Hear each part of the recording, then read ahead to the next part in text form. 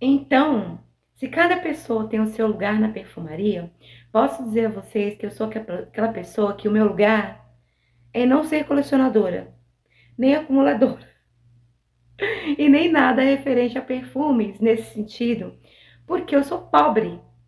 Eu não sou nem classe média. Eu sou baixa renda, sabe? Daquela pessoa assim que tem dificuldade de comprar o seu gás. Sim, eu sou, não tenho por que me vergonhar de falar para vocês a minha realidade, porque é a realidade de muitos, inclusive, muitos que estão me assistindo aqui. A gente vai no mercado cada dia é um preço diferente. E para cima, né? Nunca para baixo. Ai, gente, perfume de outono maravilhoso, incrível, sensacional, e o meu tá acabando. O segundo frasco acabando. Só que aí a gente se acostuma, a gente se habitua. Como é que a gente sai dessa depois? Como é que a gente para de colecionar? Como é que a gente para de conhecer novos cheiros? É bem difícil. Aí você pode estar se perguntando, então como você chegou a ter tantos perfumes? Bom, vamos enumerar como que uma pobre lascada consegue. Primeiro que a gente abre mão de um monte de coisa, deixa de fazer um monte de coisa, você deixa de passear, você deixa de fazer um lazer, você deixa de comprar outras várias coisas, né? Mas quando você adquire um volume grande e rápido, de certa forma, né? Não vou dizer que eu fiz a coleção em um ano, em dois, foram vários, né? Então, assim, o que eu tenho hoje é fruto de uma coleção que eu comecei em 2018. Porém, ela era muito maior, porque, né, por motivos de, né? Eu tive que desfazer de, acho que 80% da minha coleção. E choro de saudade de cada um daqueles que se foram. E mesmo os 20% que ficaram, ainda é muito para uma pessoa baixa renda. Eu só tive o que tive e tenho o que tenho por alguns motivos que eu vou falar para vocês aqui. Primeiro, eu comecei a revender, né? Então, na época, hoje eu acho que não é tanto assim, mas na época, principalmente a Avon e a Natura davam muitas coisas, muitos brindes, de acordo com o que você ia adquirindo. Confesso para vocês que eu mais adquiria para mim do que vendia, isso é um fato. Volto a dizer, não somente perfume, como hidratantes, cosméticos, maquiagens, esmaltes, batons e tal. E muitas coisas assim necessárias, coisas do dia a dia, como shampoo, creme pro cabelo, até o próprio hidratante mesmo, sabonete. São coisas do dia a dia, a gente usa assim bastante, não é nada que tenha ficado acumulado, que tenha ficado sem uso, não. Mas era uma quantidade que a minha condição financeira nunca me permitiu ter. Aí, volto a dizer, apesar de que nessa época eu vendia, nessa época eu era casada, né? E o meu marido gostava muito de me presentear, então, assim, a maior parte dos meus perfumes foi ele que me deu. Não porque ele ganhasse bem, não porque ele fosse rico, muito pelo contrário. Mas ele se esforçava muito pra me dar tudo que ele me deu e ele me dava muitas coisas, muitas coisas. Aí, outra parte era as que eu adquiria porque eu revendia. Aí, outra parte eu ganhava das marcas, né? A Avon premiava muito revendedores, gente, muito, muito. Natura, eu ganhei perfumes tipo Luna, Del Parfum, que foi Luna Ruby, eu ganhei da Natura. Muitas outras coisas eu ganhei. O de cara não era de dar tanta coisa não, mas Natura e Avon ganhei muita coisa. Hoje em dia acho que já não é mais assim. Aí tinha isso, então. A minha filha morava comigo e ela já trabalhava, então ela ajudava muito nas despesas da casa. Né? O primeiro emprego dela já foi um emprego bom, ela já ganhava super bem, então ajudava muito. Então eu não tinha tantas despesas como eu tenho hoje com a casa, porque ela arcava, ele arcava, meu marido arcava. Então, assim, praticamente o que eu ganhava era só pra mim, eu podia me dar esses luxos. Mas mesmo assim, eu não deixei de me endividar, porque eu acabei fazendo pedidos altos, maior do que eu podia pagar, sim, tanto Boticário como Natura, como Eudora e Avon, e saiu do meu controle a ponto de ficar assim extremamente endividada. E eu quero abrir um parêntese sobre isso para falar sobre o endividamento das pessoas que estão aqui na perfumaria, principalmente de quem tem canal, porque aí a gente tem esse detalhe também. Depois eu fiz o canal e depois que a gente começa a criar conteúdo sobre isso, lógico que a gente acaba querendo trazer lançamentos. Hoje eu vejo que não é tão necessário assim você ter um canal de perfumaria e ter todos os lançamentos. Não é necessário. Mas as pessoas que conseguiram ter todos os lançamentos conseguem crescer o canal melhor e mais rápido. Então, enfim, eu querendo muito crescer o canal, porque eu quero até hoje, mas assim, naquela época, querendo muito crescer o canal, comecei a adquirir muitas, muitas, muitas coisas, não só pensando no meu gosto, no meu vício por perfumes, de gostar de usar, mas pro canal. A gente vai pensando, preciso trazer pro canal, preciso trazer pro canal, e a gente vai comprando, comprando, comprando. E acaba que é uma conta que não fecha, é uma conta ilusória, é uma conta burra.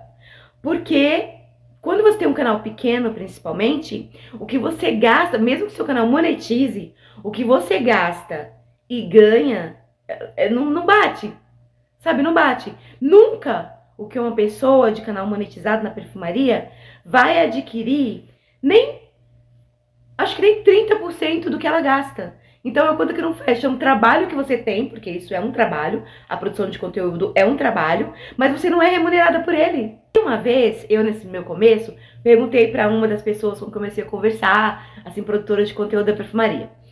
Perguntei para ela, vale a pena a gente ficar comprando lançamentos assim? Porque eu me toquei muito rápido, gente, de verdade. Vale a pena a gente ficar comprando lançamentos e o que a gente ganha depois? Vale a pena? Aí ela me respondeu assim, olha, eu faço por hobby. Eu tenho meu trabalho, eu não preciso desse dinheiro, eu faço por hobby. E ok, mas é uma pessoa que depois acabou saindo da perfumaria porque gastava muito, muito, muito, via que não tinha retorno em visualização e, consequentemente, retorno financeiro. E acaba que hoje nem grava mais e começou a gravar meio que... A gente percebia que a pessoa já estava ali meio que à força, sabe? Quando deixa de ser hobby. Como eu me toquei muito rápido, eu fui uma das primeiras pessoas a falar de consumo consciente. Eu não falo só sobre isso hoje. Porque por mais que eu tenha sido consumista, me endividada e tudo mais, eu ainda tinha aquela consciência, mesmo estando errado e permanecendo no erro. Eu ainda tinha aquela consciência de que estava errado, sabe? De que tinha uma coisa muito errada ali. Então, eu comecei a falar sobre isso, falando, sinceramente. Quando eu comecei a falar sobre consumo consciente na perfumaria, eu ainda não tinha ouvido ninguém falar. Depois, a pessoa que eu vi falar sobre isso foi a Lizzy Caldas, diva maravilhosa, assim, uma produtora de conteúdo que eu gosto muito, que eu acompanho até hoje. Então, e hoje ela já não é mais, assim, ela fala de perfumaria e tal, mas já não é mais aquela sanha, e olha que ela é revendedora da Natura faz tempo, ela também ganha bastante coisa, mas ela não tem mais aquela sede, aquela gana de ficar mostrando, mostrando, mostrando, sabe? Então, eu inclusive fiquei muito emocionada quando eu vi o vídeo dela, porque obviamente que ela não tinha visto o meu, foi uma coisa espontânea dela, não é que ela me copiou nem nada, imagina. Eu fiquei muito emocionada de saber que outras pessoas, também envolvidas e apaixonadas por perfumaria, estavam tendo essa consciência. E aí depois da Lizzy foram vindo outras e outras e outras e outras. E hoje se fala muito, muito, muito disso, sobre o consumo consciente na perfumaria. Inclusive é um conteúdo que eu acho que só tem a crescer. E eu fico muito contente com isso e eu quero fazer parte disso. Então, essa sou eu no mundo da perfumaria hoje. Hoje eu já não estou mais casada, inclusive quando eu me separei foi quando eu tive que vender a minha coleção, porque eu tive que arcar com algumas despesas sozinha e, enfim, não tinha mais, porque eu tenho tanta coisa e também eu acabei adquirindo, sim, muitos excessos e se eu não me desfizesse dos perfumes eles iam acabar vencendo, estragando, alguns já estavam vencidos, porém não estragados, pessoas que adquiriram sabem disso, sabem? Vendi muito perfume raro, muito perfume que era meu sonho. Vendi, acho que os melhores perfumes da coleção, porque realmente eu precisava muito de dinheiro. Então, precisei que passar por esse trauma perfumístico, que foi desfazer de muitos perfumes que eu amava, que eu tenho saudade, a maioria descontinuados, que eu não vou ter nunca mais. Então, hoje, minha situação atual, em 2026, é isso, é dessa pessoa que não tem como ficar adquirindo muitos perfumes.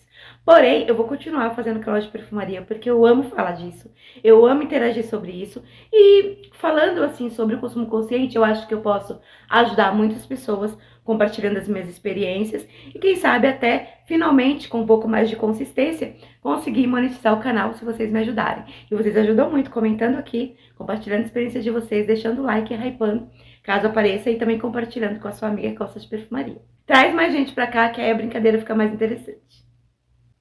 Eu sei que a maior parte do vídeo foi falando, né, sobre a minha experiência, sobre qual é o meu posicionamento hoje. Mas agora eu quero falar de alguns outros rapidamente aqui. Depois a gente vai continuar essa conversa em outro vídeo, mas eu quero falar rapidamente com você sobre quais são os tipos de pessoas envolvidas na perfumaria e talvez você se identifique.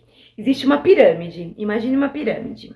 Eu vou começar falando do topo. O topo é sempre a menor parte das pessoas, né? Obviamente, aqui tá a pontinha da pirâmide e depois a maior parte. Eu faço parte da base da pirâmide, que é os apaixonadas perfumólatras pobres. Mas a gente vai começar do topo da pirâmide. Talvez seja uma dessas pessoas que esteja me assistindo, ou não, mas aí você conheça, porque existem canais que são sobre as pessoas do topo da pirâmide. O que eu chamo de topo da pirâmide são as colecionadoras, são as produtoras de conteúdo de perfumaria ricas, ricas, muito ricas.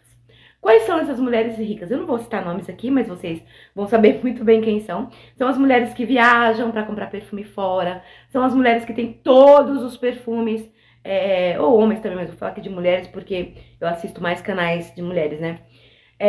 São aquelas mulheres que têm um marido que é empresário, um marido que é rico, que banca. Elas mesmas trabalham, pode ser que trabalham em 2, 3 empregos, ou têm várias funções, vendem, né, pela internet, tem seus canais monetizados com centenas de inscritos, né? E são pessoas assim que não tem barreiras para elas. Qualquer coisa que lançar, o perfume pode custar 3 mil, 4 mil, 5 mil, 10 mil, 15 mil, que elas vão comprar esse perfume. E vão também comprar os perfumes baratos. É aquelas famosas, né? Não é só uma pessoa, são aquelas famosas, aqui temos perfumes para todos os gostos e todos os bolsos. O contrário aqui do meu canal, porque aqui a gente vai sempre falar sobre perfumaria, não só com consciência, mas com economia, porque é a nossa realidade.